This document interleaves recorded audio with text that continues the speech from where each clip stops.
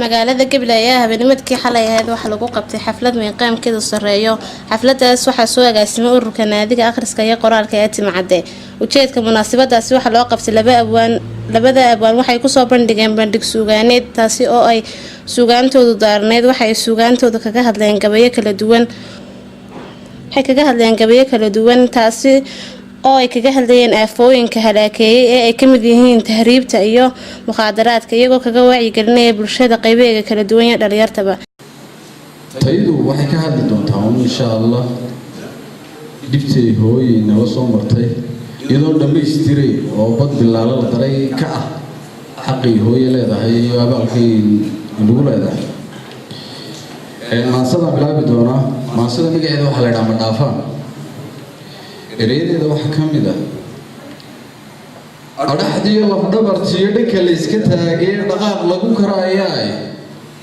dhaqan qurux leeyadii dhanka uu ka yimid iyo dhigta qoysku leeyahay dhibta tiitimaadiyo wixii dhaawac keeniyo hoojiyaha dhaliishaay dhanka aanu liitiyo alladayda dhaadiyo inta dhimani buuxshaay marna udub dhexaadkiyo tiir dheeli diido ka dhex taagan gurigaay hayidaan habboon oo gibishiisa dhowro dhaba mariya reerkaay dhool moodaayo macaan noogu dhaashiyo xaqabdhigaha duulkaay maanta xag maalmahan ma dalaynin gabaygii ma dareerin heestii inkastoon diboodo inaan daahay loo yahay maantaba ma soo daray dabar iyo karuurgeel hibadaydii doornayd midhaheega darayga dadku mayla fiirsheen dibna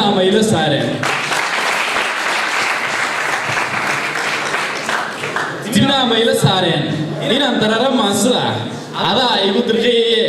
dunta shaal xariiraay damba waan u tirinaye tixdan uu dareenkiyo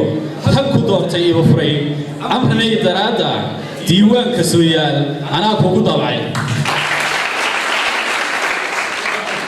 dayax 15 intuu diray ballaadhaha dhulka daah ka qaadaay xidigtii dagaaraay nal caways la daaraay dab habeen la shidayo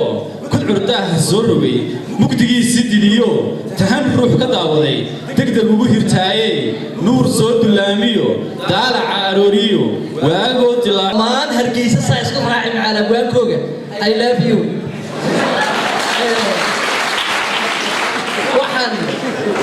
waxaan oranayaa labada nin ee caawa halkan inala joogaayno martida u nahay ee aynu gelbinayno waa laba nin oo run ahaantii suugaanyahanaa qaabka ay u akhriyeen waxaa jirta hal abuurnimada wax ka wanaagsan baa jira oo ilaahay run ahaantii bixiyo waxaad aragteen macallin dhan oo wax dhigayo keligiis u dhex akhriyaya meelaan arag alle waxaad ka fahmaysaa aanay jirintay waxaa ka miibsan qabyaalada 24 hours waa laga hadlaa laakiinse waxa la yiri bataqaanaa weelaynta muhiim arday saaqidoo malcaamad dhigta ayuu macallinkii maalintii iyo qiyaamo uga sheekeeyay ardaydii wuxuu ku yiraahdaa nagu socday oo dhagahaynu aad baan u shantii dhabalka isku dhageysanay suugaantii kala duwanay ee halka ay nooga soo jeediyeen mana doonayno oo ujeedada maaha in aynu waqtiga ku lumino in isku madadaalinayno deetan halkaa kaga tagno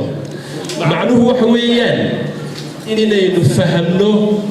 oo aynu afkeennii u noqonno oo gabyaagu waa macallinka dhabta ah ee uu bulsha leeyahay inaynu wax ka qaadano oo waxay nooga digayaanna aynu ka tagno waxay leedahay waxani waa hibo hibadu laakiin waxay leedahay cid aad ula yar timaado kugu dhiirigelisa runtii abwaan cawaale maalinta halkan xafladiisa wasayay in ka horeysaba ninka dhalinyarta suugaanta ugu culus tiriya weeyaan mana amaanay halkan waxaan kaga hadi lahaa abwaan naga saqiiray baa jira oo halkan aynu aad ugu ammaanay abwaan farxaan yaray oo isagu Soomaaliya soo qora iyo Muqdisho wallaahi maasadii hooyada ka hadlaysay waan ilmeeyay macnaha kartida hal abuurnimada dhabta ahi وتقفكم ملاويل كنوع عسى وحقيقة كسوق بكرة مع محمد علي حرارة نيوز كبلة.